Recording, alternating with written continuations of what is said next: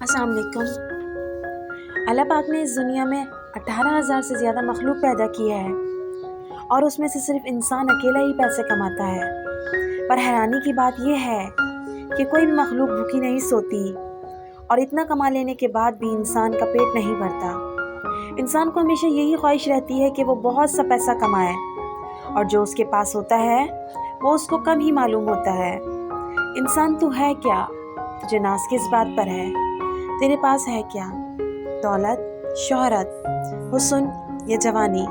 وہ چیز تو بتا کہ جس پر تجھے ناز ہو۔ اس کی توفیق کے بغیر تو ایک قدم نہیں چل سکتا۔ تو پیسے کمانے کی دھن میں اسی کی دہلیز سے بھاگ گیا ہے جس نے تجھے تخلیق کیا ہے، اسی کے حکم کو توڑ دیا ہے جو تجھے زندگی کے بہارے پہنچا رہا ہے۔